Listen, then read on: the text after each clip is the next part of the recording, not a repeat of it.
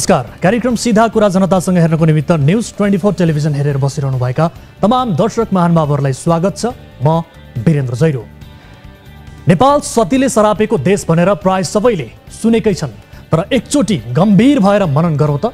खासमा नेपाल सत्ताधारीले सरापेको देश हो, सताएको देश हो। सत्ता बाहिर हुँदासम्म जुन प्रवृत्तिको विरोध गर्यो, सत्तामा पुग्दा त्यही प्रवृत्ति अपनाउने यसका ज्वलन्त उदाहरण हुन् प्रधानमन्त्री शेरबहादुर देउबा। निवर्तमान प्रधानमन्त्री केपी शर्मा ओलीको वितण्डबाट आजित नेपालीलाई देउबाले केही गर्लान् भन्ने आशा कमै थियो। कमसेकम केपी शर्मा ओलीले निम्त्याएको नातावाद, कृपावाद जस्ता व्यतिथि मात्र नल्याएको भए पनि देउबा नै बेस भन्ने हुन्थ्यो होला सायद, तर उनी ओली पथमै देखिएका छन्। केपी शर्मा ओलीलाई समर्थकले बा भनेर सम्बोधन गर्थे र केपी बाले मचाएको वितण्डामा उफ्री उफ्री ताली पिर्थे। यता देउबाको छनक पनि उस्तै छ, यस्तै हो भने भावी पुस्ताले नयाँ उखान सुन्न पाउनेछन्। बाले बिगारेको देश अर्थात् केपी बा र शेरबहादुर देउबा। त्यसो त देउबाका अघिल्ला कार्यकाल पनि कहाँ गतिला भएर चार पटक प्रधानमन्त्री हुँदा नामभन्दा बदनामीको चाङ खडा गरेका देउबा अहिले प्राप्त 5औं अवसरमा पनि फितलो देखिएका छन्। उसो त देउबा यसपालि चिट्ठै परेर प्रधानमन्त्री बनेका हुन्। तत्कालीन प्रधानमन्त्री ओलीको उल्टो बाटो नै देउबाका लागि सिंहदरबार प्रवेशको मूल बाटो बन्यो। देउबा जनताले बहुमत दिएर शासन गर्न पठाएका प्रधानमन्त्री होइनन्, यति बेला बाइचान्स प्रधानमन्त्री हुन्। नागरिकले चुनेका प्रधानमन्त्री होइनन्। उनका लागि पछिल्लो अवसर कलङ्क मेट्ने अवसर थियो, तर यसपालि आफ्ना लागि भन्दा पनि लोकतन्त्र र विधिको शासनको पक्षमा उभिने नागरिक र संस्थाको पनि प्रतिष्ठालाई सम्मान गर्नुपर्ने जिम्मेवारी उनीसँग थियो, तर त्यसलाई उनले गुमाए। उनले त्यो गर्ने छनक आफ्नो हनीमुन पिरियड अर्थात् सरकारको 100 दिनमा देखाएनन्। त्यसको विपरीत संसदीय राजनीतिमा प्राय प्रतिपक्षका विपरीत रणनीति तथा एजेन्डाहरू ल्याइने भए पनि उनले ओलीलाई नै पछ्याइरहेका छन्। त्यसमा पनि भागबण्डाको भुमरीमा साला जेठान काण्डहरू पनि भए। त्यतातिर नजाऊ, समय खेर फाल्नु र टाउको दुखाउनु मात्रै हुन्छ। हुन त सत्तारूढ गठबन्धनका दलहरूभित्र हनीमुन पिरियडभित्रै डिभोर्सको स्थिति हुने हो कि भन्ने सङ्केतहरू पनि देखिएका छन्। अहिले तात्तातो सत्ताको रापतापले मात्र त्यसलाई छोपिरहेको छ। यही बुझेर हुनुपर्छ। सदाबहार आक्रमक ओलीले चेतावनी दिइसके यो सरकार जुनसुकै बेला पनि ढालिदिन सक्छौँ।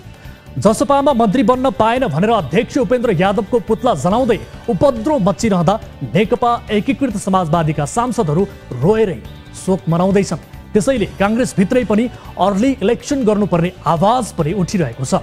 जुन कुरा ओलीको कदमलाई अप्रत्यक्ष समर्थन गर्नु जस्तै हो। खैर, यो सब कुरामा अहिले धेरैको ध्यान छैन। अहिले अधिकांश नेपालीलाई प्रकोपको पीडाले पिरोलेको छ। अहिले अन्नदाता अर्थात् किसानहरूको ध्यान धानतिर छ। वर्षभरिको मेहनत र पसिनाले उब्जाएर भित्राउन ठिक्क पारेको पहेँलो धान बेमौसमी वर्षाले डुबाउँदा किसान यति बेला मर्माहित छन्। दसैँको रौनक सकिन नपाउँदै दशा लाग्यो, जनधनको क्षति भयो। तर सरकार जोसुकै होस्, रपैया पुरानै छ। हेलिकप्टरमा सयर गर्ने अनि आश्वासन बाँड्ने, हेलिकप्टरमा दौरा सुरुवाल लगाएर आसेपासे सहित पुगेर आश्वासन दिँदैमा पीडितलाई मलहम लाग्दैन भन्ने त सबैलाई थाहा भएकै कुरा हो। तर पनि किन यो शैलीलाई परिवर्तन गरिँदैन? के बाढीले मचाएको वितण्डा हेर्न लाखौँ रुपैयाँ खर्च गरेर हेलिकप्टर चढेर जानै पर्छ? पीडितसम्म नपुग्ने शासकहरूको अनावश्यक उडान भन्दा बरु त्यसमा लाग्ने खर्च पीडितलाई दिए राहत हुन्थ्यो कि? तर त्यो कुरोको चुरो बुझ्नै नसकिने हेलिकप्टर र चिल्लो गाडी चढेर बाढी हेर्न गएकाहरू आश्वासन किन अपुरो? अब यसको जवाफ हरेक नागरिकले खोज्नै पर्छ। आउनुहोस् सुरु गरौँ जनताको चासो, गुनासो र प्रश्न सहितको विशेष कार्यक्रम सीधा कुरा जनतासँग। लाइफबोय हात धुने समयका साथमा लाइफबोय।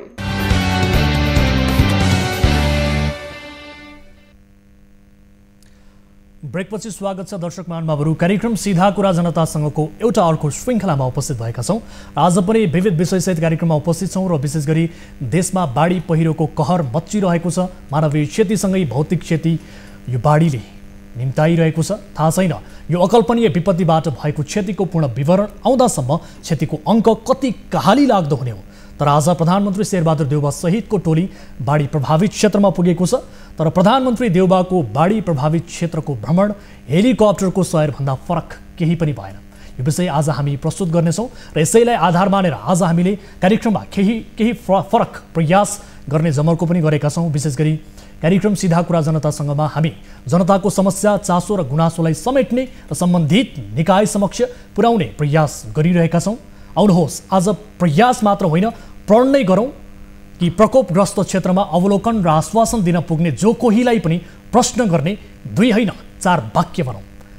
उदाहरणका लागि नेताज्यू, मन्त्रीज्यू अरू थुप्रै ज्यूहरू, राम्रो लाग्यो तपाईँको आश्वासन, अनि खोइ त हाम्रो रासन। प्रकोपको पीडाले हामी छौँ मर्माहत, चाउचाउ चिउरा मात्र हुन् कि केही ठोस राहत अथवा केही वास्तविक राहत?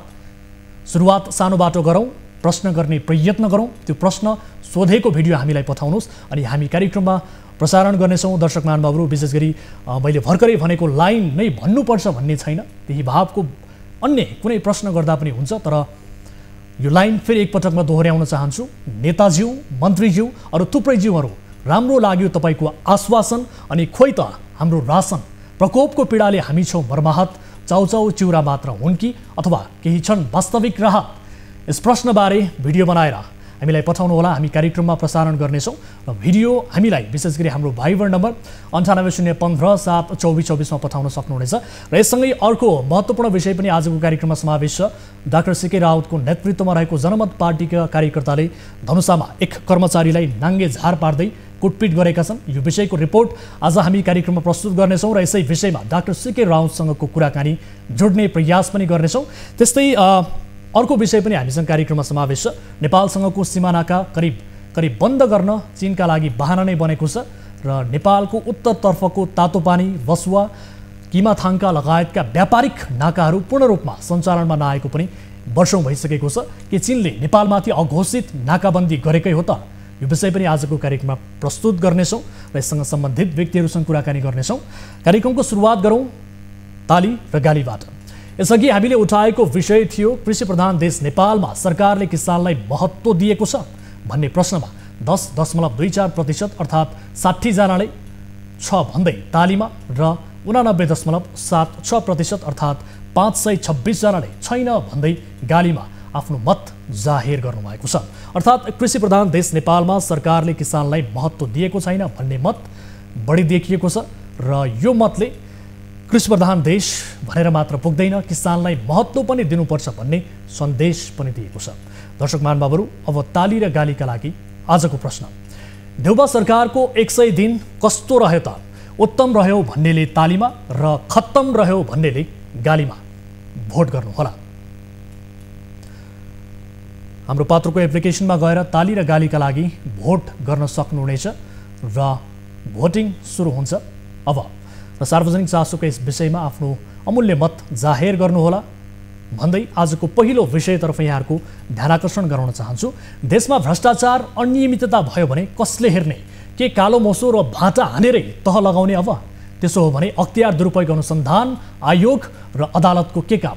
के खारेज गरिदिने यी निकाय? अब कसैले काम गर्दैन र गलत गर्छ भने उसलाई कारबाहीका आफ्नै प्रक्रियाहरू हुन्छन्, तर आफूलाई चित्त नबुझ्दैमा कानुन हातमा लिएर कारबाहीको डन्डा लगाउने छुट कुनै राजनीतिक दललाई छैन र हुनु पनि हुँदैन। तर जनकपुरमा डाक्टर सीके राउत नेतृत्वको जनमत पार्टीले एक कर्मचारीमाथि आफैले कारबाही गरेको छ। कार्यकक्षबाट नाङ्गे झार पार्दै उसले ती कर्मचारीलाई नगर परिक्रमा गराएको छ। आखिर किन यस्तो घटना घट्यो? जनकपुरबाट हाम्रा टिभी जर्नलिस्ट विजय शाहले पठाएको यो विशेष रिपोर्ट हेर्नुहोस्। काम अधुरै छाडेको भन्दै कर्मचारीलाई पारियो नाङ्गे झार। डाक्टर सीके राउत नेतृत्वको जनमत पार्टीका नेता कार्यकर्ताहरूले खानेपानी तथा ढल निकास कार्यालय जनकपुरका निमित्त प्रमुख राजेश्वर कुशौवालाई कुटपिट गर्दै अर्धनग्न अवस्थामा नगर परिक्रमा गरायो। बिहिबार दिउँसो खानेपानीको काम अधुरै छाडेका कारण आवागमन समस्या भएको भन्दै जनमत पार्टीका नेता कार्यकर्ताहरूले रामानन्द चोक स्थित खानेपानीको कार्यालयमा प्रवेश गरी ती कर्मचारीलाई कुटपिट गर्दै लुगा समेत पुकालेर अर्धनग्न बनाए। लाठी भाटा सहितको जुलुस गर्दै निमित्त प्रमुख कुशौवालाई नगरका विभिन्न भागको परिक्रमा गराएका हुन्।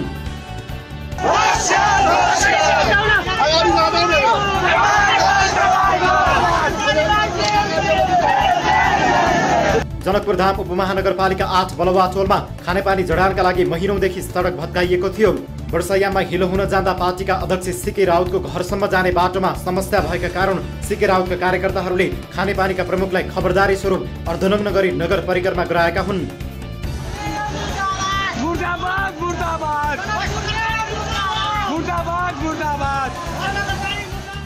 जनमत पार्टीका सचिव इन्द्रजित यादवले जनकपुरधाम उपमहानगरपालिका र खानेपानी संस्थानको कारण बाटो हिलाम्मे भई आवागमन समस्या भएका कारण खबरदारी स्वरूप र्याली निकालिएको हो। उनले भ्रष्टाचार गर्ने जुनसुकै कार्यालयका प्रमुखलाई पनि तह लगाउने चेतावनी दिएका छन्। जुलुससहित प्रमुख कुशवाहालाई अर्धरङ्ग नगर परिक्रमा गराउँदै जनकपुरधाम उपमहानगरपालिकाको कार्यालयले बुझाएका जनमत पार्टीका नेता कार्यकर्ता त्यहाँबाट मुख्यमन्त्री लालबाबु राउत साइकल छोड, प्रदेश छोड, मेयर लालकिशोर शाह मुर्दाबाद लगायतका नारा लगाउँदै फर्केका थिए। साइकल चोर, साइकल चोर, साइकल चोर, प्रदेश सरकार मुर्दाबाद, प्रदेश सरकार मुर्दाबाद। मेयरलाई नै थियो कालो मुसो लगाउने योजना, तोडफोड गरेका थिए कार्यालय। बाटो ग्राभेलको माग गर्दै 2 साता अघि जनमत पार्टीका नेता कार्यकर्ताहरूले जनकपुरधाम उपमहानगरपालिका तोडफोड समेत गरेका थिए। मेयर लालकिशोर शाहलाई कालो मुसो दल्न पुगेका कार्यकर्ताहरू मेयर नभेटाएपछि उपमहानगरपालिकाको कार्यालयमा तोडफोड गरी फर्केका थिए। यसैबीच जुलुस प्रदर्शन पश्चात धनुषा प्रहरीले जनमत पार्टीका 15 जना कार्यकर्तालाई नियन्त्रणमा लिएको छ। बिहिबार दिउँसो जनकपुर स्थित नेपाल खानेपानी तथा ढल निकास कार्यालय जनकपुरका निमित्त प्रमुखलाई कुटपिट गरी दुर्व्यवहार गरेको आरोपमा जनमत पार्टीका 15 जना कार्यकर्तालाई जिल्ला प्रहरी कार्यालय धनुषाले पक्राउ गरेको छ। सुरुमा 10 जनालाई पक्राउ गरिएको र पछिबाट थप 5 जनालाई पक्राउ गरियो। उनीहरूलाई पक्राउ गरी अहिले जिल्ला प्रहरी कार्यालय धनुषामा राखिएको छ। राउतका कार्यकर्तालाई पक्राउ गरेको भन्दै जनमत पार्टीका नेता कार्यकर्ताहरूले जिल्ला प्रहरी कार्यालय धनुषा अगाडि नै प्रदर्शन पनि गरे।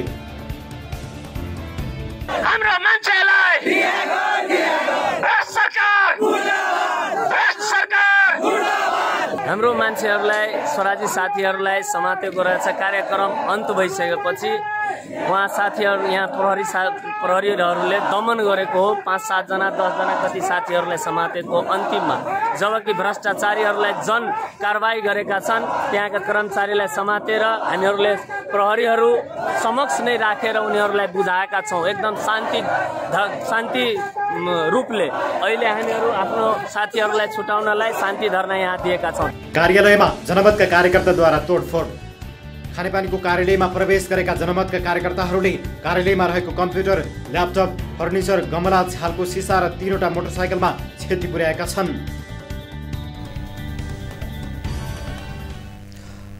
दर्शकहरू, यसै विषयमा थप कुराकानीका लागि हाम्रो सम्पर्कमा जोडिनु भएको छ भाइबर मार्फत जनमत पार्टीका अध्यक्ष डाक्टर सीके राउत। डाक्टर साहब, यहाँलाई स्वागत छ कार्यक्रम सीधा कुरा जनतासँगमा। सुन्दै हुनुहुन्छ मलाई? हजुर। अब एउटा सरकारी कर्मचारीलाई दिउँसै गुण्डागर्दी शैलीमा नाङ्गे झार पारेर नगर परिक्रमा गराउनु भएछ। ठुलै काम गरेको छु भन्ने लागिरहेको छ कि के छ मनस्थिति, यसबारे बताइदिनुहोस् त। हामीले चाहिँ गरेका होइनौँ। सबभन्दा पहिलो कुरा यहाँका अब आक्रोशित जनताले, जनकपुरका आक्रोशित जनताले यहाँको स्थिति देखेर जनकारवाहीमा परेका हुन्। भनेपछि तपाईँहरूको पार्टीका कार्यकर्ताले, नेताहरूले गरेका होइनन्, यही भन्न खोज्नु भएको हो। तर तपाईँहरूको नेता कार्यकर्ता त यति बेला प्रहरीको फन्दामा समेत परेका छन् नि डाक्टर साहब। त्यसमा चाहिँ सबै मान्छे, सबै पार्टीका मान्छेहरू थिए, सबै जनता थिए। र यो चाहिँ अब एउटा के हो भन्दाखेरि हाम्रो पार्टीले चाहिँ केही हप्ता अगाडि ज्ञापन पत्र दिएको थियो। जनकपुर उपमहानगरपालिकाले पनि ज्ञापन पत्र दिएको थियो र त्यहाँबाट चाहिँ पत्र काटेर त्यहाँ चाहिँ खानेपानी तथा ढल व्यवस्थापन विभागमा चाहिँ पत्र काटेको थियो।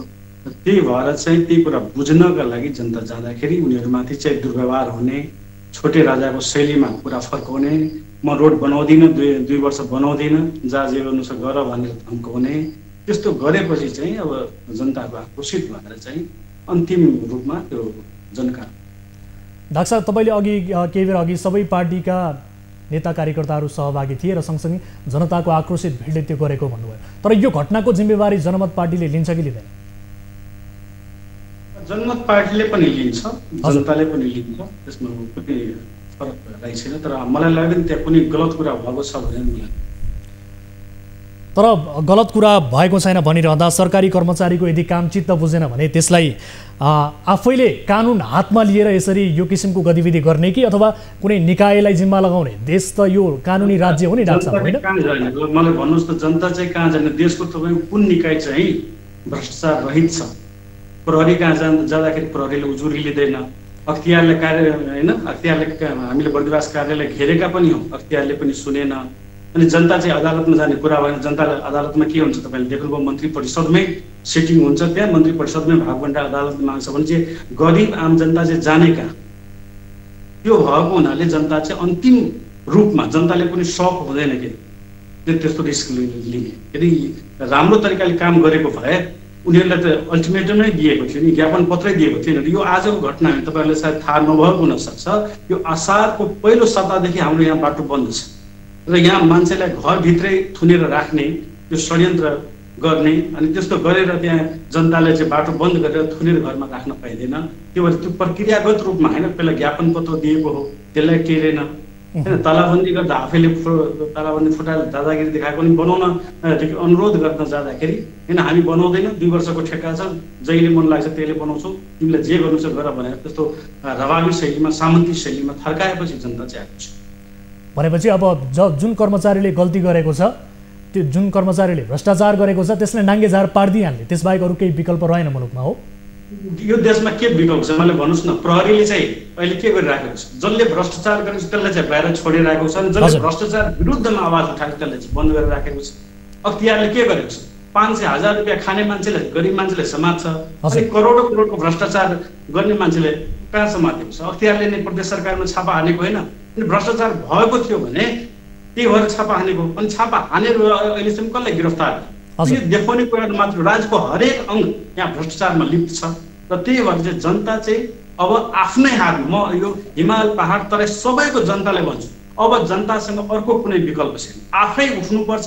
किनकि यहाँ तलदेखि माथिसम्म भ्रष्टाचारमा लिप्त छ। यहाँ माथिदेखि प्रधानमन्त्रीदेखि लिएर यहाँ तलका सानाभन्दा साना कर्मचारीहरू पुरै भ्रष्टाचारमा लिप्त छन् र देशलाई यदि बचाउनु छ भने जनताले अब यसको कुनै विकल्प छैन। किन जनता प्रहरी कहाँ जान सक्दैन, प्रहरीले के गर्छ? गरिब र निर्दोष मान्छेहरूलाई समातेर उल्टा हिरासतमा राखिदिन्छ। अदालतले के गर्छ? जोसँग पैसा त्यो बाहिर खुल्लेआम घुमिरहेको हुन्छ, जोसँग पैसा हुन्छ त्यो चाहिँ जेलमा पचिरहेको हुन्छ। अख्तियारले के गर्छ? सानो मान्छेहरूलाई समात्छन्, ठुला मान्छेहरूले एकदम घुमिरहेका हुन्छ। त्यो भएर म सम्पूर्ण जनताले पनि आग्रह गर्न चाहन्छु, अब यो चुप लागेर बस्ने समय होइन। हिमाल पहाड तराईमा अब जनताले आफ्नो आफ्नो शासन लिनुपर्छ, सत्ता कब्जा गर्नुपर्छ र जो भ्रष्टाचारमा लिप्त छन्, जो यो जनतामाथि दमन शोषण गर्ने कार्यमा लिप्त छन्, तिनीहरूलाई चाहिँ अब पाठ सिकाउने दिन आएको छ। त्यसो भए डाक्टर साहब तपाईँहरू ठिक छ, त्यसो भए तपाईँहरू यो देशमा अख्तियार सँगसँगै स्थानीय प्रशासन, प्रहरी प्रशासन, अन्य संयन्त्रहरू सबै भ्रष्टाचारमा लिप्त छन् भनिरहँदा ती निकाय विरुद्ध चाहिँ प्रदर्शन किन गर्नुहुन्न? तपाईँहरू अख्तियार विरुद्ध किन प्रदर्शन गर्नुहुन्न? स्थानीय प्रशासन, प्रहरी प्रशासन, अन्य निकायहरू विरुद्ध किन प्रदर्शन गर्नुहुन्न? एउटा निम्सरो कर्मचारीमाथि यो किसिमको हरकत चाहिँ किन गर्नुहुन्छ? त्यसो यसले सायद पुरा जानकारी राख्नु भएन होला। अख्तियारमा गएर अख्तियार कार्यालय घेराउ गर्ने, त्यहाँ ज्ञापन पत्र दिने, घेराउ गर्ने पनि हाम्रै कार्यकर्ता थियो। त्यो ठुलो जुलुस निस्केको थियो। यहाँ मात्रै होइन, काठमाडौँसम्ममा पनि हामीले अख्तियारलाई बारम्बार पटक ज्ञापन पत्र दिएका छौँ। यहाँ त कार्यालय नै घेरिएको थियो। त्यो तपाईँले जानकारीमा राख्नु पर्यो। र प्रहरी कुरा गर्नुहुन्छ, भोलिदेखि यहाँ प्रहरी विरुद्ध हाम्रो आन्दोलन छ, भोलिदेखि प्रहरी कार्यालय घेराउ हुन्छ। जुनसुकै राजको अङ्गले अब भ्रष्टाचारलाई बढावा दिने र जनतालाई सताउने काम गर्यो भने जनताले अब पाठ सिकाउँछ। डाक्टर साहब, भनेपछि अब यो कानुनी राज्यमा बसेर संविधानको बाटोमा तपाईँहरू हिँड्नुभन्दा अराजक बाटोमा हिँड्नु भएको छ भन्ने बुझ्न सकिन्छ त? यही हो कानुनी राज्य भयो त भ्रष्टाचारीले कारबाही हुन्थ्यो र जुन मान्छे दोष रहित थिए त्यो अहिले हिरासत बाहिर हुन्थ्यो नि। तर यहाँ त निर्दोष मान्छे, किसान मान्छे, मजदुर मान्छे चाहिँ जेलभित्र बस्छन्। हिरासत मैले प्रहरीले कसलाई लिएको छ? यहाँ धनुषा प्रहरीले हिरासत कसलाई भ्रष्टाचारले लिएको छ? होइन, जसले भ्रष्टाचार विरोधमा आवाज उठाएको त्यसलाई बन्द गरिएको छ। अनि भ्रष्टाचारी खुल्ले यहाँ छाती पिटेर त्यहाँ हिँडिराखेका छन् भने त्यो यहाँ देखिन्छ। यहाँ चाहिँ कानुनी राज्य भएको भए त हामीले के गर्नै पर्छ? हामीले ज्ञापन पत्र दिएकै थियौँ नि तिनीहरूलाई। हामीले त सुनवाई गरौँ भनेर अल्टिमेटमै दिएका थियौँ। तर हाम्रो झन् बाटो बन्द गरिदिने, दादागिरी देखाउने, गुन्डाराज देखाउने, अनि जनताभन्दा माथि चाहिँ कोही पनि हुँदैन। ती छोटा राजाहरू, बडे राजाहरूले बिर्से। त्यही भएर जनता चाहिँ अब यो एकदम ठुलो आन्दोलनको स्वरूप, राष्ट्रिय आन्दोलनको स्वरूप यसले लिनेछ र यसले आफ्नो बाटो आफै निकाल्छ। डाक्टर राउत, त्यसो भए अब नगरमा अन्त पनि यस्ता काम नभएका थुप्रै दृष्टान्तहरू होलान्, भ्रष्टाचारमा लिप्त भएका धेरै कर्मचारी होलान्। अब कति कर्मचारी छन् यसै गरी तपाईँहरूको दुर्व्यवहारमा पर्ने लिस्टमा चाहिँ कति कर्मचारीहरू छन्? यो हाम्रो दुर्व्यवहारमा जनताले जनकारबाही गरेको र हामी त हाम्रो पार्टीले पनि होइन। म त भन्छु, त्यही पटक भन्छु, हिमाल पहाड तराईबाट सबै जनता उठ्नुपर्छ। र अहिले महालेखा परीक्षकको जुन रिपोर्ट आएको छ त्यो रिपोर्ट मात्रै पढेर पनि थाहा हुन्छ। यहाँ एउटा वडा अध्यक्षहरूले एउटा गाउँपालिका मेयरहरूले यहाँ करोडौँ भ्रष्टाचार गरेका छन्। तपाईँले भर्खरै सुन्नुभयो होला केही दिन अगाडि प्रचण्डजीले खुल्लेआम घोषणा गर्नुभयो कि मेयरको लागि हामीले 10-10 करोडका मान्छे आफ्नो मूल्य नै तोकिदिनु भयो। र हिजो मात्रै चाहिँ उपेन्द्रजीले यहाँ मधेसमा आफ्नो मेयरको मूल्य तोक्नुभयो। 7 करोड मेयर लड्नुलाई 7 करोड र वडा अध्यक्ष लड्नुलाई 50 करोड 50 लाखको आफ्नो मूल्य तोक्नुभयो। अनि त्यो 7 करोड र 50 लाख लिएर टिकट दिने मान्छेहरू चाहिँ यहाँ भ्रष्टाचार नगरेर के गर्नुपर्छ? त्यही भएर यहाँ जनता चाहिँ जाग्छन्, जनता चाहिँ भ्रष्टाचारले तह लगाउँछन् र यहाँ कानुनी राज्य चाहिँ जनताले ल्याउँछ। त्यो पुरानो एक्सपायर्ड मान्छेहरूले तिनीहरू त सबै आफै भ्रष्ट छन्। तिनीहरूले त कहिले यहाँ ठुलो वाइटबडी काण्ड भयो होइन, बालुवा टार काण्ड भयो, यहाँ काण्डै काण्ड भएको देख्छ, तर कसैमाथि आजसम्म कारवाही भएको देखिएन। उल्टा तपाईँ अख्तियारको जुन प्रमुख आयुक्तले यति ठुलो भ्रष्टाचार काण्ड गरेको उसको घरमा चाहिँ अब सुनको सोफा र सुनको टोयलेट लागेको अवस्था थियो। त्यस्तो अवस्थामा यहाँ चाहिँ कुनै पनि निकाय भ्रष्टाचार रहित छैन। अब जनताले त्यही भएर उठ्नै पर्छ र हिमाल पहाड तराई मधेसका सबै जनता चाहिँ आफ्नो गाउँबाट उठोस् र आफ्नो यो जनताको करलाई यिनीहरूले जुन भ्रष्टाचारीहरूले जुन दुरुपयोग गरिराखेका छन् त्यसलाई चाहिँ नियन्त्रण गरोस् भन्ने हाम्रो भनेपछि हिजोका दिनमा माओवादीले जुन हिसाबले जनकारवाही अभियान सुरु गरेको थियो त्यसै गरी अब तपाईँहरू पनि जनकारवाहीमा लाग्नु भएको हो? पटक पटक तपाईँहरू भन्नुहुन्छ, हामीले भनेको हामी त जनताले भन्दैछौँ, जनताले गर्नेछन्। अब हामी कहाँ, मेरो त सङ्गठनै छैन हिमाल, तर हिजो पनि माओवादीले जनता नै भनेको थियो नि त, जनता नै भनेको थियो। जनताले गर्छन् नि, जनताको नाम लिएर जे पनि गर्न छोड्छ त्यसो भयो यो देशमा। हिजो पनि माओवादीले जनताकै नाम भनेर यसरी नै आफ्नो अभियान गरेको थियो। हजुर, हत्या हिंसा गर्न छुट हुने, 17,000 मान्छे मार्न हुने, टाउको चाहिँ काट्न हुने, उपेन्द्र यादवले गौरमा चाहिँ नरसंहार मचाउन हुने, अनि जनताले चाहिँ आफ्नो करको संरक्षण गर्न नहुने, आफ्नो राज्य उत्तरदायित्व निर्वाह गर्न नहुने, आफ्नो अधिकार खोज्न नहुने भन्ने छ र? भनेपछि अब ठिक छ, हिजोका दिनमा तपाईँले प्रहरीले लाठी हान्दा समेत प्रहरीलाई गुलाबको फुल दिनुहुन्थ्यो। यो यस्तो किसिमको परिवर्तन कसरी आयो भन्ने किसिमका कुराहरू पनि आए। के यो नाटक थियो त? त्यसो भए अब तपाईँहरूले चाहिँ अब जनताका नाममा हिंसाको बाटो रोज्नु भएको त हो त भन्ने किसिमको प्रश्न पनि उब्जिएको छ। यस सँगसँगै के भन्नुहुन्छ? हजुर, भन्दैछु दुईटा कुरा। जनमत पार्टी भनेको स्वतन्त्र मधेस गठबन्धन, स्वतन्त्र मधेस गठबन्धनको आफ्नै सिद्धान्त थियो, आफ्नै त्यसका लक्ष्यहरू थिए। जनमत पार्टी र स्वतन्त्र मधेस गठबन्धनलाई नथा। जनमत पार्टी अरू पार्टीहरू जस्तै निर्वाचन आयोगमा दर्ता भएको पार्टी हो। अरू पार्टीहरूले पनि यहाँ लाठी जुलुस निकाल्छन्, अरू पार्टीहरूले पनि यहाँ हत्या हिंसा, हाम्रो कुन कार्यकर्तालाई हत्या हिंसा गर्छ, कसको टाउको काटेको छ? अरू पार्टीहरूले त यहाँ चितवनमा बम विस्फोट गरेर दर्जनौं मारेका थिए, 17,000ले मारेर आएका छन्, टाउको काटेर आएका छन्, हेलिकप्टर अपहरण गरेर आएका छन्। हाम्रो पार्टी चाहिँ कसलाई के गरेर आएको छ, कसलाई के बिगार गरेको छ, त्यो कुरा चाहिँ फरक जान्नु पर्छ। तर अरू पार्टीले मसाल जुलुस निकाल्छन्, केही हुँदैन, अनि हाम्रो पार्टीले मसाल जुलुस निकाल्दैन चाहिँ यो हिंसा भयो भन्न मिल्दैन। एउटा अर्को कुरा के छ भन्दाखेरि, मानौ कुनै बच्चाले नै विद्यालयमा राम्रो गर्यो भने उसलाई चाहिँ पुरस्कार दिइन्छ, मलालाई दिइन्छ, A+ मार्क दिइन्छ, नराम्रो गर्यो भने होइन F फेल गरिन्छ। त्यस्तै यहाँ पनि जनता होस्, कर्मचारी होस्, जनसेवक जोसुकै होस्, यहाँ जनप्रतिनिधि होस्, उनीहरूले राम्रो काम गर्यो भने जनताले तिनीहरूलाई फुल पनि लगाउँछन्, अबिर पनि लगाउँछन्, र नराम्रो काम गर्यो भने तिनीहरूलाई जुत्ताको माला पनि लगाइदिन्छन्, मुखमा कालो मसी पनि धुन्छन्। यसमा चाहिँ हिंसाको कुनै पुरै छैन, यसमा म कति पनि हिंसा देख्दिनँ। यो आम प्रक्रिया। ठिक छ, भनेपछि हिजो लाठी हान्दा प्रहरीलाई गुलाब दिने सीके राउत र आजको सीके राउतमा चाहिँ फरक देखियो। हिजोको सीके राउत स्वतन्त्र मधेस गठबन्धनको सीके राउत थियो, आजको सीके राउत जनमत पार्टीको अध्यक्ष सीके। हजुर, अब तपाईँहरूको बाटो चाहिँ के हुन्छ त यो देशमा बताइदिनुहोस् त? अब यस्तै हो, यसरी नै जनकारवाहीका हिसाबले अगाडि बढ्ने हो, अथवा तपाईँहरूको बाटो चाहिँ के हुन्छ? तपाईँहरूले के सोच्नु? आन्दोलन र यो केही अहिलेको होइन, केही वर्षदेखिकै आन्दोलन हामीले छेडेका छौँ, तर मिडियाले अहिले मात्रै नोटिस गरेको। हामीले चाहिँ भ्रष्टाचार विरुद्ध आन्दोलन चलाएका छौँ र हाम्रो प्रमुख नारा नै रहेको छ, भ्रष्टाचार मेटाउँ र 10 लाख रोजगारी सृजना गरौँ। त्यो हाम्रो प्रमुख एजेन्डा हो र त्यो एजेन्डा अन्तर्गत जोसुकैले पनि, अरू पार्टीवालाहरूले पनि, कोही पनि होइन सामाजिक संस्थाहरूले पनि भ्रष्टाचार विरोधको आन्दोलन गर्छ भने भ्रष्टाचार विरुद्धको आन्दोलनमा हाम्रो जहिले पनि समर्थन रहनेछ। त्यो आम जनताको आन्दोलन होस् कि कुनै अर्को सङ्घ सङ्गठनको आन्दोलन होस् कि अर्को कुनै पार्टीकै आन्दोलन किन नहोस्, तर भ्रष्टाचार विरुद्धको आन्दोलनमा हाम्रो सहभागिता हुनेछ र त्यसलाई हामी अगाडिसम्म लान्छौँ। डाक्टर साहब, यो बताइदिनुहोस् अन्तिममा, अब हिजोका दिनमा चाहिँ विशेष गरी यसरी हिंसा गर्ने, अत्याचार गर्ने विरुद्ध कानुनी कारबाही हुनुपर्छ भनेर तपाईँले सामाजिक सञ्जालमा समेत आवाज उठाउनु भयो।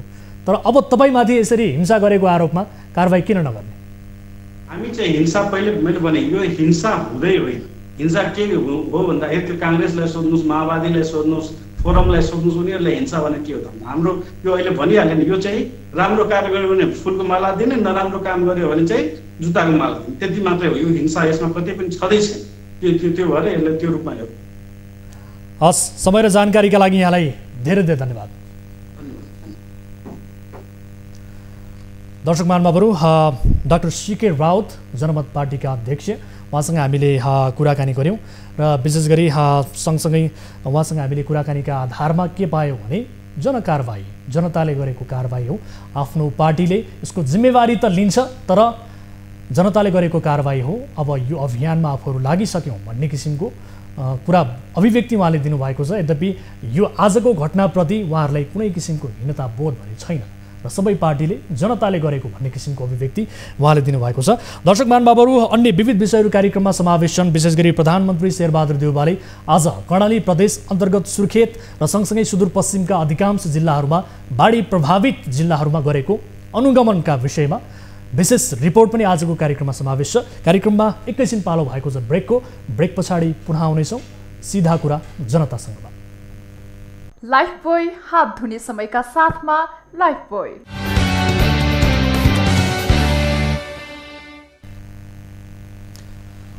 दर्शक महानुभावहरू, ब्रेकपछि स्वागत छ कार्यक्रम सीधा कुरा जनतासँगमा।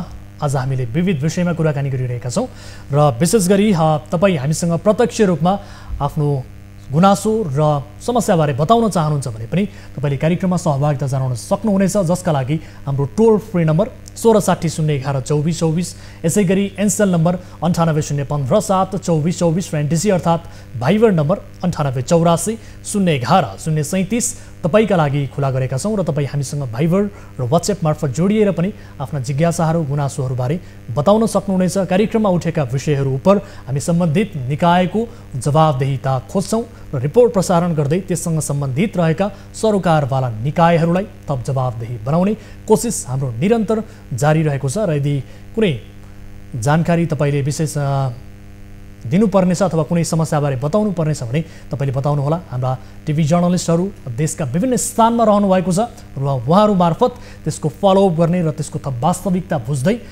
र कतिपय विषयहरूलाई अफ एयरमा समाधान गर्ने र सँगसँगै कतिपय विषयहरूलाई कार्यक्रममा समावेश गरेर त्यससँग सम्बन्धित थप वास्तविकता उत्खनन गर्ने र सम्बन्धित निकायलाई जवाबदेही बनाउने कोसिसमा कार्यक्रम सीधा कुरा जनतासँग लागि परेको छ। अब आजको अर्को विषयतर्फ यहाँहरूको ध्यान आकर्षण गराउन चाहन्छु। नागरिकको अभिभावक र संरक्षणकर्ता हो सरकार, त्यसैले पनि खाई नखाई नागरिकले सरकारलाई घाँस कटाएरै कर तिर्ने गर्छन्। जब नागरिक बाढी, पहिरो, भूकम्प जस्ता ठुलो विपत्तिमा पर्छन् त्यति बेला बेसहारा बनेका नागरिकको पहिलो आशा सरकारसँगै हुन्छ। तर विडम्बना, यो देश यस्तो देश हो जहाँ नागरिकको पीडा राज्य संयन्त्रमा कब्जा जमाएकाहरूका लागि घुमघामको अवसर मात्र बन्छ। हेलिकप्टर, शहर र ब्यारेकको मेजबानी उनीहरूका लागि पीडितको पीडाभन्दा प्रधान विषय बन्न जान्छ। हो, अहिले सुदूरपश्चिम सहित देशका दर्जनौं जिल्लाका हजारौं नागरिकले जनजीवन बाढीले, विशेष गरी नागरिकको जीवन बाढीले तहस नहस बनाइदिएको छ। बस्ने घर, आफ्नो खेत र वर्षभरि मेहनतले उब्जाउको अन्नबाली सबका सब माटोमा मिलेपछि नागरिक बेसहारा झै बनेका छन्। तिनै बेसहारा र अभिभावकत्व खोजिरहेका नागरिकको आकाशमा आज पनि हेलिकप्टरले राम्रै फन्को मार्यो। अफसोच, राहतको प्याकेज आउला भन्दै हेलिकप्टर हेरिरहेका नागरिकले को आयो त्यो चिलगाडीमा पत्तो समेत पाएनन्। प्रधानमन्त्री शेरबहादुर देउवा काठमाडौँबाट उडेपछि बाढी पीडितको पीडामा मलहम लगाउन गएको भन्दै खबरको पनि उस्तै बाढी आयो। तर विडम्बना, न उनी पीडितकोमा पुगे न उनको भ्रमणले पीडितमा राहतको कुनै महसुस नै गरायो। बाढी प्रभावित क्षेत्रमा रहेका हाम्रा टिभी जर्नलिस्टहरू डडेलधुराबाट उत्तर विष्ट, कञ्चनपुरबाट सुरेश भट्ट र सुर्खेतबाट गोविन्द खत्रीले तयार पारेको यो विशेष रिपोर्ट हेर्नुहोस्।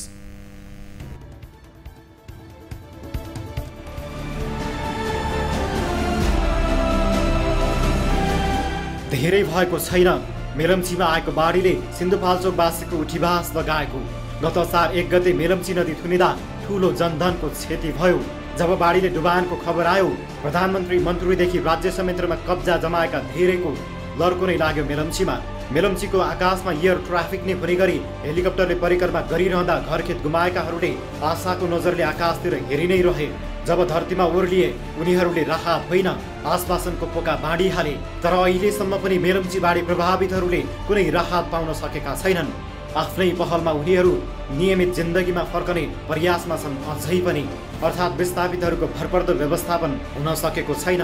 तर त्यति बेला भने विस्थापितहरूलाई एकपछि अर्को गर्दै आश्वासनको ओहिरो मात्रै लाग्यो।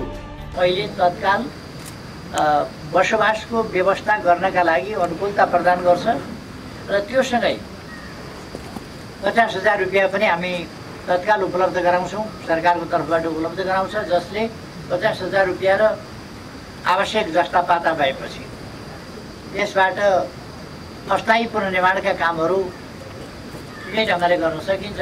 यही आर्थिक वर्षमा सम्पन्न गर्ने गरी 5 करोड, त्यसरी दाउचेत केवरीको लागि 3 करोड र यसै गरी मेलम्ची भोताङ सडकको केही खण्डहरूको निर्माणको लागि 2 करोड बजेटको व्यवस्था भएको थियो।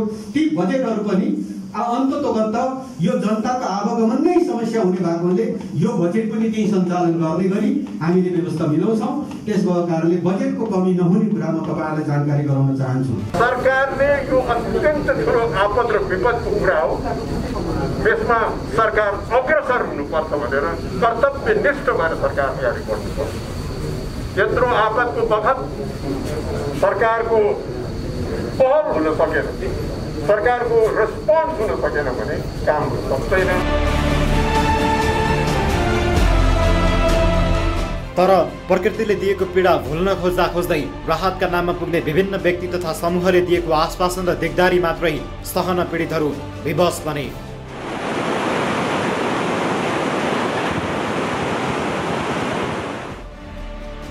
अहिले फेरि मनसुन सकिएसँगै आएको बेमौसमी वर्षाले देशमा फेरि ठुलै वितण्डा मच्चाइदिएको छ। बाढी पहिरोबाट कैयौं मानिसले ज्यान गुमाइसकेका छन् भने कैयौं घरबार विहीन बनेका छन्। अकल्पनीय यो बाढी र पहिरोको विपत्तिबाट भएको क्षतिको पूर्ण विवरण आउँदासम्म क्षतिको अङ्क थप कहाली लाग्दो हुने निश्चित छ। मेची, महाकाली, हिमाल तराई सबैतिर यो कुबेलाको वर्षाले जनतालाई ठुलै विपत्तिमा पारेको छ।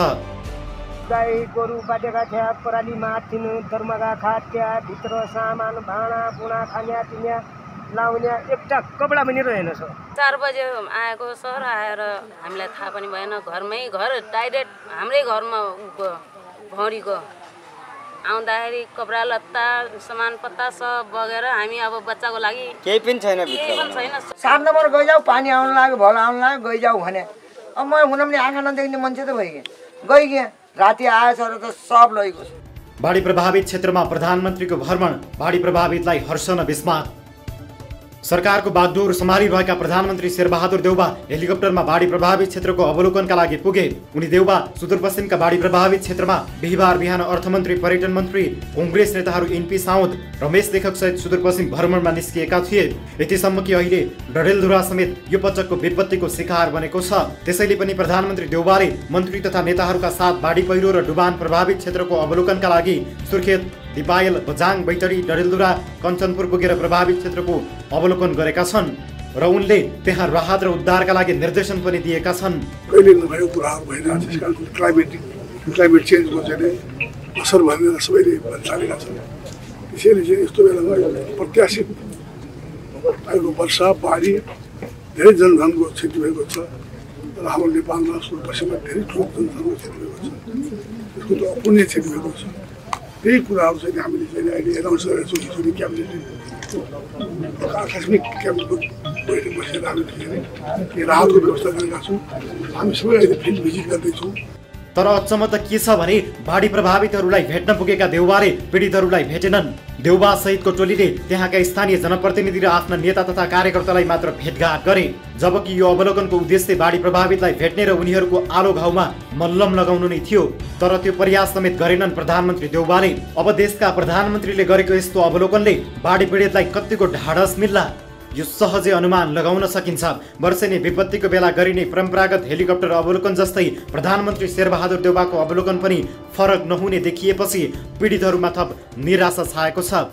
स्थलगत अवलोकनका लागि भन्दै गृह जिल्ला डडेलधुरा पुगेका प्रधानमन्त्री देउबा डडेलधुरा स्थित नेपाली सेनाको गढमा भात खाएर फर्किए। दिउँसो 2 बजे डडेलधुरा पुगेका देउबा जिल्ला सदरमुकाम पनि पुगेनन्। उनी नेपाली सेनाको हेलिप्याडमा हेलिकप्टर ल्यान्ड गरी खाना खाएर फर्किएका हुन्। उनकै गृह जिल्लामा बाढी तथा पहिरोबाट 2 जनाको ज्यान गएको थियो। उनीहरूको परिवारलाई सान्त्वना दिनको साटो देउबा छोटो समयमै ब्यारेकमा भात खाए र फर्किए पनि हाले। देउबाको कार्यक्रममा स्थानीय तहका जनप्रतिनिधिहरूलाई केही समय दिइए पनि पत्रकारहरूलाई भने देउबाले समय दिएनन्। देउबा डडेलधुरा पुगेर फर्किएपछि यहाँका जनता भने निराश भएका छन्। प्रधानमन्त्री आकाशबाटै फर्किएपछि डडेलधुराका स्थानीय देउबाप्रति आक्रोशित छन्। उहाँले चाहिँ सबैलाई आखिर सबै यो पानीको समयमा सबै पीडित नै हो, तर उहाँले चाहिँ आफ्नै मात्र आफ्नो ठाउँलाई बढी प्रायोरिटी दिएर खासमा उहाँले यताउति नहेरेर आफ्नै ठाउँलाई मात्र प्रायोरिटी गरेर जानुभयो। सबै ठाउँमा हेर्नुपर्ने ठाउँमा उहाँले आएर आफ्नै ठाउँलाई मात्र आफ्नो के अरे बढी प्राथमिकता दिनुभयो। त्यसकारण मलाई दुःख लागिरहेको छ। आइतबारबाट परेको अविरल वर्षाका कारण सुदूरपश्चिममा 30 जनाको मृत्यु भइसकेको छ भने 24 जना अझै बेपत्ता छन्। त्यस्तै बाढी पहिरोमा परेर 16 जना घाइते भएको प्रहरीको तथ्याङ्क छ।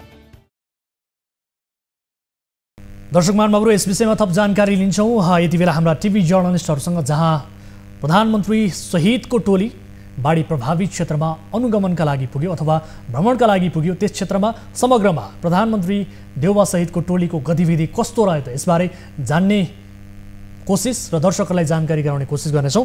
यति बेला हाम्रा टिभी जर्नलिस्ट कञ्चनपुरबाट जोडिनु भएको छ सुरेश भट्ट, उहाँसँग कुराकानी गर्छौँ। सुरेश, यहाँलाई स्वागत छ कार्यक्रम सिधा कुरा जनतासँगमा। धन्यवाद वीरेन। अब कञ्चनपुर पनि विशेष गरी यो बाढी पहिरोबाट अछुतो रहन सकेन, यद्यपि प्रधानमन्त्री शेरबहादुर देउबा सहितको टोली आज त्यहाँ भ्रमणका लागि पुग्यो। समग्रमा उहाँको यो भ्रमण कस्तो रह्यो, के गतिविधि भए, यसबारे दर्शकहरूलाई जानकारी गराउनुहोस् त।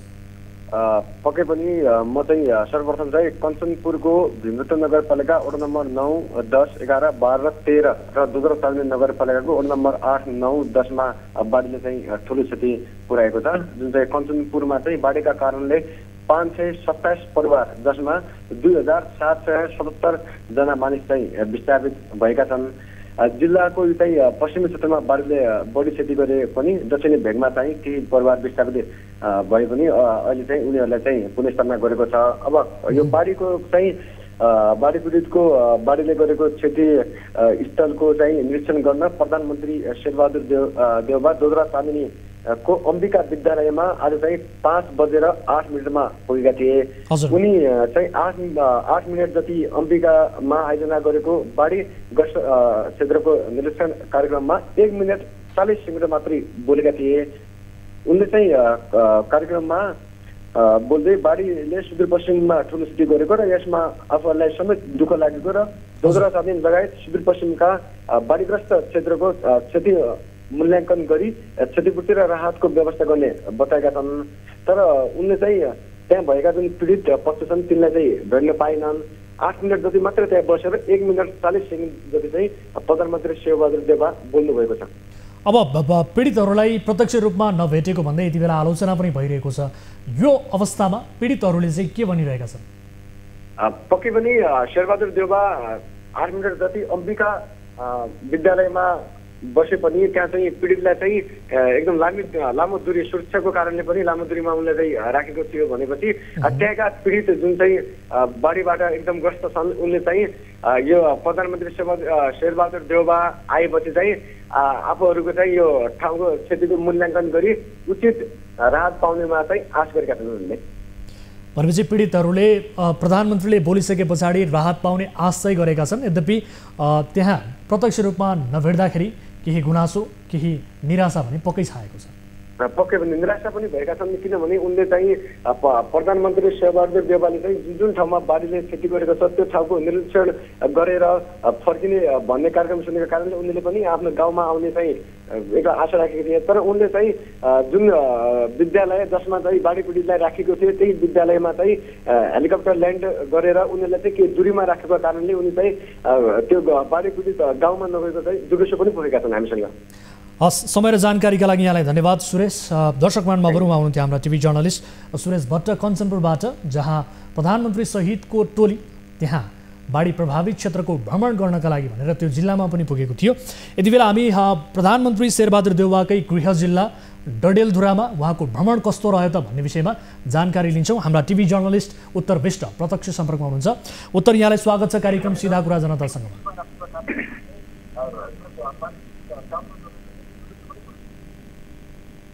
उत्तर सुन्दै हुनुहुन्छ? यहाँलाई स्वागत छ कार्यक्रम सीधा कुरा जनतासँगमा।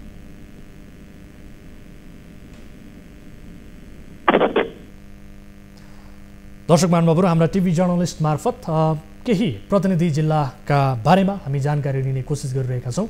विशेष गरी डडेलधुरा प्रधानमन्त्री शेरबहादुर देउवाको आफ्नै गृह जिल्ला हो। यद्यपि त्यहाँका पीडितहरूले समेत उहाँको यो भ्रमणलाई लिएर असन्तुष्टि व्यक्त गरिरहेका छन्, किनभने वास्तविक पीडितहरूलाई त्यहाँ प्रत्यक्ष रूपमा उहाँको भेटघाट नै भएन।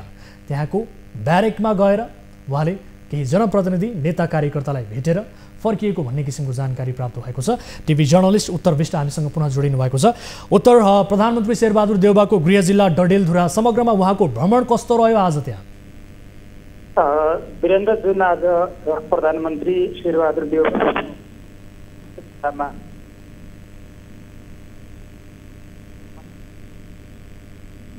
कार्यक्रम आउनुभएको थियो र उहाँ सुर्खेतबाट हेलिकप्टर प्रयोग गरेर डोटी, बजार अनि पैतरी हुँदै डडेलधुरा आइपुग्नुभयो।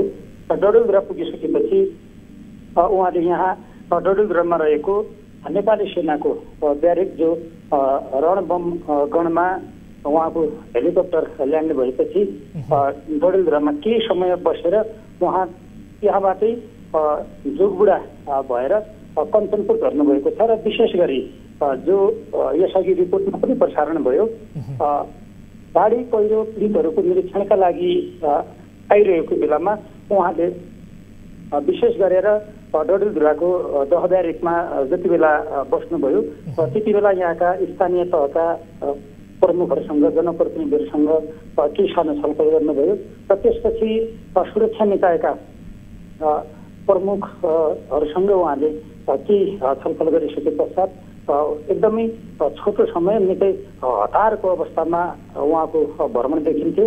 ठिक छ उत्तर, जस्तो अब डडेलधुरा भनेपछि प्रधानमन्त्री शेरबहादुर देउवाको गृह जिल्ला, यस अर्थमा पनि त्यहाँका पीडितहरूले अझ बढी आशा गर्नु यो स्वाभाविक पनि रहन्छ। तर यति बेला पीडितहरू जसलाई प्रधानमन्त्रीले भेट्नु भएन उहाँहरूको भनाइ चाहिँ के छ छोटोमा? वीरेन्द्र, जुन हामी सोचिरहेका छौँ र यहाँका पीडितहरूले पनि कम्तीमा प्रधानमन्त्री यो जिल्लाको एउटा जनप्रतिनिधि पनि हुनुहुन्थ्यो र उहाँले कुनै एउटा स्पोर्ट्समा गएर त्यहाँको निरीक्षण गर्नुहुन्छ र पीडितलाई भेटेर कुनै न कुनै रूपमा उहाँहरूलाई जो घाउ लागेको छ त्यसमा मलम लगाउने काम गर्नुहुन्छ भन्ने आशा गरिएको थियो। तर उहाँ ब्यारेकभन्दा बाहिर निस्किनु भएन कि ब्यारेकमा आउनुभयो, खाना खानुभयो र थोरै समय बसेर जानुभयो भने यति बेला यहाँका जो पीडितहरू हुनुहुन्छ 3 जनाको ज्यान गएको छ डडेलधुरा जिल्लामा। कम्तीमा उहाँको परिवारसम्म नजिकैको ठाउँमा पनि एकचोटि गएर भेटेको भए हुन्थ्यो कि भन्ने एउटा किसिमको प्रतिक्रिया छ भने अर्को जिल्ला सदरमुकाम भन्दा 4 किलोमिटर टाढा रहेको ब्यारेकसम्म शेरबहादुर देउवा पुग्नुभयो। तर त्यहाँबाट एकचोटि सदरमुकाममा सामान्य कार्यकर्ताहरूलाई भेटघाट गर्नका लागि समेत उहाँहरू आउनु भएन, समय दिनु भएन भने यति बेला उहाँबाट अब कति ठुलो अपेक्षा गर्ने र किन चाहिने त्यति हतारको कार्यक्रम थियो भने हेलिकप्टरबाट ब्यारेकमा पुगेर खाना खाएर मात्रै फर्केर जानका लागि नआएको भए पनि हुन्थ्यो कि भन्ने प्रतिक्रिया पनि यति बेला छ। वीरेन्द्र, समय र जानकारीका लागि यहाँलाई धन्यवाद उत्तर। दर्शक महानुभावहरू, उत्तर विष्ट हुनुहुन्थ्यो र यति बेला हामी हाम्रा टिभी जर्नलिस्टलाई फेरि पनि जोड्छौँ, सुर्खेततर्फ लाग्छौँ, उहाँसँग छोटो जानकारी लिन्छौँ। सुर्खेतबाट टिभी जर्नलिस्ट गोविन्द खत्री हाम्रो सम्पर्कमा हुनुहुन्छ। गोविन्द, यहाँलाई स्वागत छ कार्यक्रम सीधा कुरा जनतासँगमा। हुन्छ, धन्यवाद। अब प्रधानमन्त्री शेरबहादुर देउवा सहितको टोली त्यहाँ पनि पुग्यो आज बाढी प्रभावित क्षेत्रमा भ्रमण गर्नका लागि भनेर। यद्यपि त्यहाँ प्रभावितहरूलाई प्रत्यक्ष रूपमा भेटघाट गर्नुभएको छैन भन्ने कुरा पनि आयो, जति ठाउँमा पुग्नु भएको छ त्यहाँ भेटिएको छैन भन्ने कुरा आयो। के भन्छन् त्यहाँका बाढी प्रभावितहरू र उहाँको भ्रमणले ती नागरिकहरूमा कतिको आशा पलाएको छ? सर्वप्रथम प्रधानमन्त्री शेरबहादुर देउवा आज समग्र पश्चिमको भ्रमण गर्ने क्रममा सुर्खेतबाट नै यात्रा तय गर्नुभएको थियो। सुदूरपश्चिम जाने बेलामा सुर्खेत एयरपोर्टमा ओर्लेर जानुभएका देउवाले 10 बजे करिब बिहान 10 बजे सुर्खेत एयरपोर्टमा ओर्लाउनु भएको थियो र त्यस लगत्तै करिब आधा घण्टा जति सुर्खेतमा विशेष गरी प्रदेश सरकारका प्रतिनिधिहरू त्यसै गरी त्यहाँका सिडिओ सुरक्षा लगायतसँग छलफल गर्नुभएको पनि केही समय पत्रकारहरूसँग पनि छलफल गर्नुभएको थियो र उहाँले कर्णाली प्रदेशमा अहिलेको यो बाढी पहिरोले पुर्याएको क्षतिको बारेमा जानकारी लिनुभएको थियो र उहाँले चाहिँ एयरपोर्टबाटै सुदूरपश्चिमको यात्रा चाहिँ तय गर्नुभएको थियो। तर यो कर्णाली प्रदेशमा पछिल्लो वर्षाले 7 जनाको मृत्यु भइसकेको छ भने 1 जना बेपत्ता हुनुहुन्छ जुम्लामा, हुम्लामा 6 जना र कालीकोटमा 1 जना गरी 7 जनाको मृत्यु भएको छ। त्यसै गरी सुर्खेतमा 11 घर परिवारको 97 जना सुर्खेतको चौकुने गाउँपालिकामा विस्थापित भएर विद्यालयमा बसिरहनु भएको छ। तर उहाँ सुर्खेत एयरपोर्टमा ओर्लिनुभएका प्रधानमन्त्री हामीसम्म आइपुग्नुहुन्छ कि भनेर आशा चाहिँ बाढी पीडितहरूले गर्नुभएको थियो। विभिन्न सञ्चार माध्यमबाट प्रधानमन्त्री आउने सूचना पाएका बाढी प्रभावितहरू प्रधानमन्त्री नआएपछि निराश बनेका छन्। र अर्को कुरा चाहिँ के छ भने सुर्खेतमा 2071 सालमा व्यापक बाढी पहिरो गएको थियो र त्यति बेला विस्थापित भएका 1045 परिवारको अझै पनि पुनर्स्थापना हुन सकेको छैन, जसले गर्दा यहाँका अरू थप यो पटक प्रभावित भएका बासिन्दाहरूलाई चाहिँ अझै पनि सरकारले केही गर्छ तत्कालै चाहिँ आश्वासन दिए पनि यो पुनर्स्थापना भइहाल्छ भन्ने कुरामा विश्वास चाहिँ कम भएको देखिन्छ। समय र जानकारीका लागि गोविन्द यहाँलाई धन्यवाद। दर्शक महानुभावहरू, हामीले जानकारी लियौँ विशेष गरी प्रधानमन्त्री शेरबहादुर देउवा सहितको मन्त्री नेता सहितको लावा लस्करको टोली त्यहाँ बाढी प्रभावित क्षेत्रको भ्रमणका लागि भनेर निस्कियो, अवलोकनका लागि भनेर निस्कियो। तर प्रत्यक्ष रूपमा जो बाढी प्रभावितहरूले आश गरेका थिए त्यो आशा निराशामा परिणत भयो, किनभने त्यहाँ बाढी प्रभावितलाई प्रत्यक्ष रूपमा प्रधानमन्त्री शेरबहादुर देउवाले भेट्नु भएको छैन। त्यसकारण यस भ्रमणको यस किसिमको हतारो किन गरियो र यो भ्रमणको औचित्य के त भन्ने किसिमको प्रश्न यति बेला उब्जिएको अवस्था छ र नागरिकले निराशा पैदा गरेको स्थिति छ। खैर, यस विषयमा हामीले यस टोलीसँग सम्बन्धित गएका व्यक्तिहरूलाई पनि हामीले टेलिफोन सम्पर्क मार्फत जोडेर यससँग सम्बन्धित प्रश्न गर्ने कोसिस गरेका थियौँ, तर उहाँहरूलाई हामीले सम्पर्कमा ल्याउन सकेनौँ। सोही कारण हाम्रा टिभी जर्नलिस्ट मार्फत त्यहाँको वास्तविकता थप दर्शकहरूलाई जानकारी गराएका छौँ र यो कुराकानी र यो जानकारीले पनि यो भ्रमण कस्तो रह्यो भन्ने थप पुष्टि पक्कै पनि गरेको छ भन्दै आजको अर्को विषयतर्फ यहाँहरूको ध्यान आकर्षण गराउन चाहन्छु।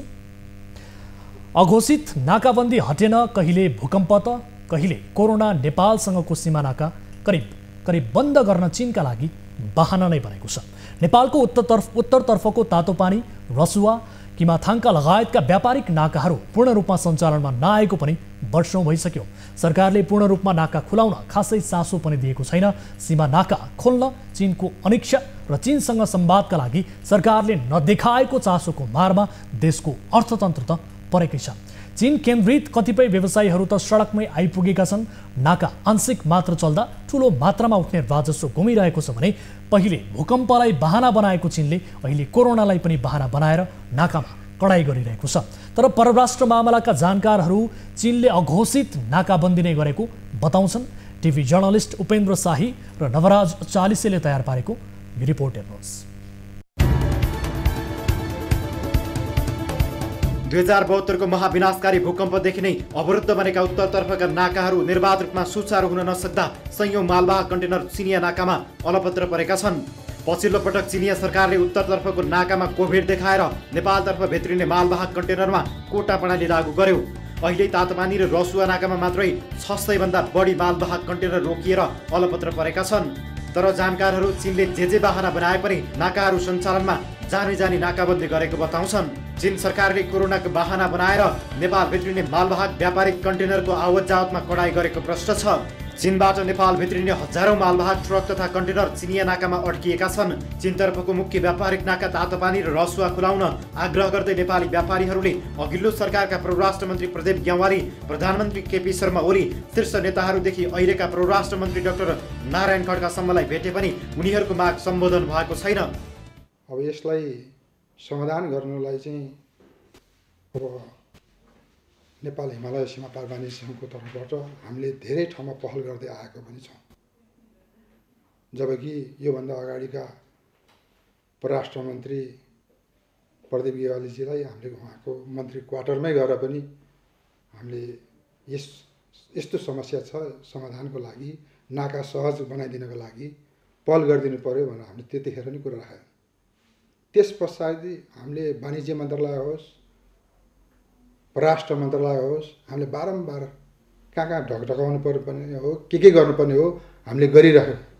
भन्सार विभाग पनि चीनले कोरोना देखाएर तोकेको कोटा प्रणाली अनुसार नै नाका चलिरहेको बताउँछ। अहिले एकतर्फी रूपमा चाहिँ आयात मात्रै भएको छ, निर्यात भएको छैन र नेपाली गाडीहरू चाहिँ चीनतर्फ प्रवेश गर्न पाउँदैन। कुनै पनि सामानहरू लिएर नगएको अवस्था हो, त्यसकारण निर्यात भएको छैन, शून्य छ।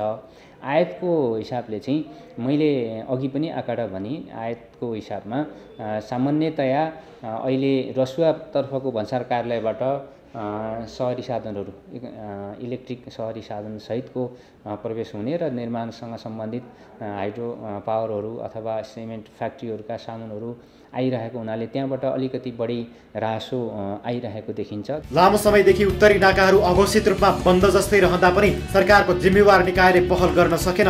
2072 को भूकम्प जानुभन्दा अघि दैनिक 100 भन्दा बढी मालवाहक कन्टेनर निर्वाध रूपमा आवत जावत गर्ने गरेका थिए, तर अहिले ठप्प जस्तै छ।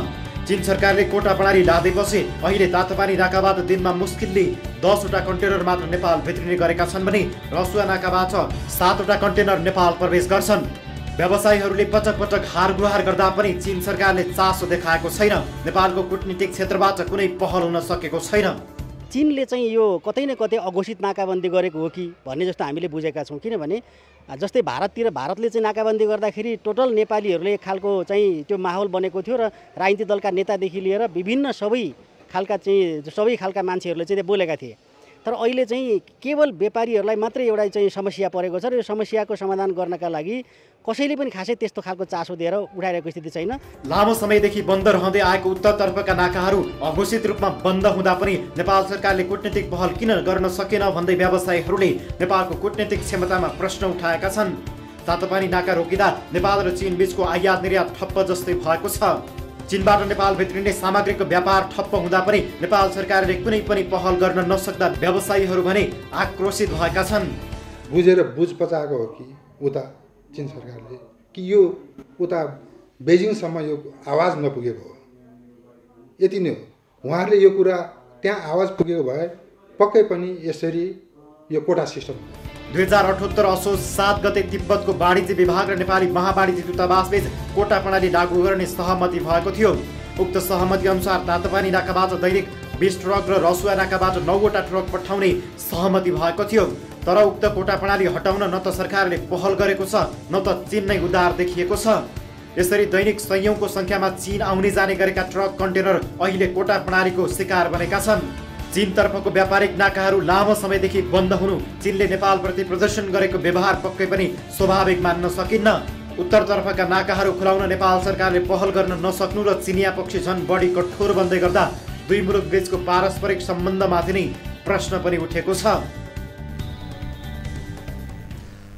दर्शक महानुभावहरू, यस विषयमा छोटो कुराकानी गर्छौँ। विशेष गरी हामीसँग भाइबर मार्फत जोडिनु भएको छ कन्टेनर व्यवसायी अर्जुन बहादुर सापकोटाज्यू, यहाँलाई स्वागत छ कार्यक्रम सीधा कुरा जनतासँग। नमस्ते। अब हुन त यो कूटनीतिक पहल मार्फत यसको समाधान निकालिनु पर्ने हो र नेपालले कूटनीतिक पहल नै गर्नुपर्ने हो यो विषयमा। यद्यपि अब तपाईँ एक व्यवसायी हुनुहुन्छ, तपाईँ लगायत अन्य व्यवसायीहरूको अवस्था चाहिँ के छ, छोटोमा बताइदिनुहोस् न। अब यो चाहिँ हाम्रो 2072 साल भूकम्प पछाडि चाहिँ तातोपानी नाकामा चाहिँ हजुर अब यो पुरै बन्द भएको अवस्था छ। त्यहाँबाट गएर 73 मा बाढी पहिरोले बन्द गर्यो। 74 बाट चाहिँ धेरथोर केही नाकाहरू खुल्ने जस्तो सम्भावना भएको थियो। यो कुरा जुन अहिले हाम्रो हिमाल सेवा पार्कका अध्यक्षज्यूले नि भन्नुभयो। तर किनभने चाइनाबाट आएको सामान जुन उहाँहरूकै देशमा बनेको सामानलाई नेपाल पठाउनलाई उहाँहरूले नाका पनि खुल्यो भनेर सामान पठाउने, अनि व्यापारीहरूको सामान चाहिँ ल्याएर चाहिँ बीच बाटोमा ल्याएर चाहिँ 100 वटा कन्टेनरहरू चाहिँ ल्याएर चाहिँ दसैँमा बेच्नुपर्ने सामान तिहारसम्म नआउने खालको चाहिँ व्यवहार चाहिँ एकदमै अघोषित तरिकाबाट चाहिँ चाइना पक्षबाट जो भइरहेको छ। व्यापारीहरूलाई चाहिँ सडकमै पुर्याउने चाहिँ वातावरण भइरहेको छ। हेर्नुहोस्, अब व्यापारीले सामान ल्याएर भने हाम्रो कन्टेनर कसरी चल्छ हेर्नुहोस्, चल्दैन। नचलिसकेपछि हामीले नै धेरै ठाउँ पहल गऱ्यौँ। कुटनीतिक पहल गरिदिनुहोस् भने सरकारसँग धेरैचोटि घचघचायौँ। केपी ओलीको सरकार हुने बेलामा हामीले ज्ञापन पत्र बुझायौँ, विभिन्न उ गरिसक्यो। अब अहिलेसम्म पनि यो केही कुरा सुनै भएको छैन। हेर्नुहोस्, हाम्रो हजारौँ कन्टेनर गाडीहरू अहिले बिचल्ने अवस्थामा सडकमा फाल्नुपर्ने अवस्थामा चाहिँ पुगिएको छ। तर सरकार मौन छ, नेपाल गभर्मेन्ट मौन छ, कुटनीतिक पहल केही गर्नुहुन्न। दिनमा 10वटा गाडी पैठारी गरेर कहिले ऊ होला त? नेपाल के एउटा सानो गाउँ मात्रै हो र त्यो 10वटा गाडीको ल्याएको सामान चाहिँ बेचबिखान गर्नलाई भनिसकेपछि अरबौँको सामान चाहिँ व्यापारीहरूको बिच बाटोमा आएर थन्किएर बसेको छ। नेपाल सरकार पनि चुप लाएर बसेको छ। चाइनाले चाहिँ अघोषित तरिकाबाट चाहिँ यो नाकाबन्दी गरिरहेको छ। हेर्नुहोस्, त्यसले गर्दाखेरिमा चाहिँ हाम्रो कन्टेनरहरू सबै यो बाटोमा हेर्नुहोस्, तपाईँहरूले देख्न सक्नुहुन्छ।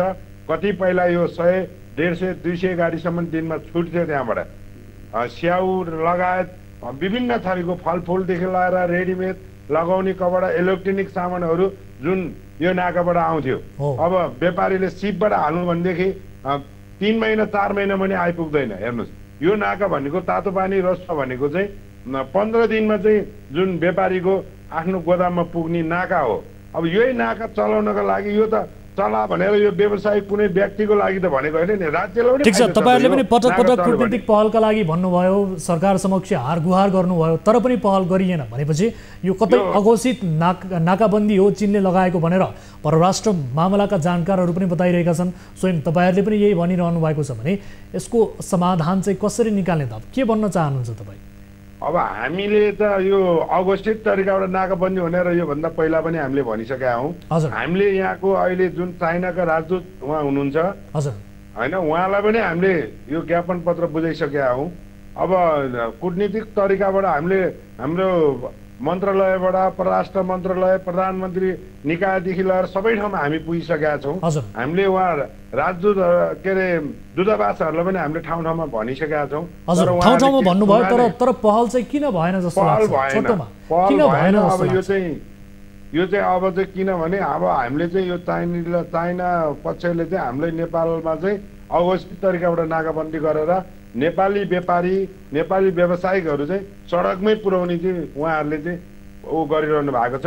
त्यसमा चाहिँ अब हाम्रो नेपालको कुटनीतिक पहल गरेर, अझ पनि राज्यले कुटनीतिक पहल गरेर नेपालीको व्यवसायिक व्यापारीहरू डुब्न र व्यवसायिकहरू डुब्नलाई चाहिँ हामी नै हाम्रै देशको चाहिँ रासो कम हुनु हो भन्ने सोचेर राज्यले यसलाई अझ पनि अलिकति यसलाई उहाँहरूले अलिकति बढी घचघचाउनु पर्ने चाहिँ हामीले देखाएको छौँ। हस्, समय र जानकारीका लागि यहाँलाई धेरै धेरै धन्यवाद। धन्यवाद सर। दर्शक महानुभावहरू, अहिले विशेष गरी चीनतर्फको व्यापारिक नाका पूर्ण रूपमा सञ्चालनमा नआउँदा कयौँ हजारौँ कन्टेनर व्यवसायीहरू विस्थापित हुने अवस्थामा पुगेका छन् र सँगसँगै देशको समग्र अर्थतन्त्रमा समेत यसले घाटा गरिरहेको अवस्था छ। यसतर्फ कुटनीतिक पहल हुन अत्यन्त जरुरी छ, किनभने परराष्ट्र मामलाका जानकारहरूले समेत यो कतै चीनले लगाएको अघोषित नाकाबन्दी हो कि भन्ने किसिमको अभिव्यक्तिहरू दिइरहेका छन् र यसतर्फ सम्बन्धित निकायले गम्भीर रूपमा ध्यान आकर्षण गराओस् र यो विषयलाई हामी फलो पक्कै पनि गर्नेछौँ भन्दै आजका लागि यिनै विषयहरू प्रस्तुत गर्दै कार्यक्रमको निर्धारित समय पनि सकिएको छ। कुनै आपद विपदमा पर्नु भएको छ भने हाम्रो टोल फ्री नम्बर 1660 011 2424, यसै गरी एनसेल नम्बर 98 015 7 2424 र एनटिसी अर्थात् भाइबर नम्बर 98 84 011 037 तपाईँका लागि 24 घण्टा खुला रहनेछ। हाम्रो 24 हेल्प डेस्क तपाईँका लागि, तपाईँको समस्या सुन्नका लागि खुला रहनेछ भन्दै आजका लागि कार्यक्रम सिधा कुरा जनतासँगबाट म वीरेन्द्र जैरू बिदा हुन्छु। नमस्ते।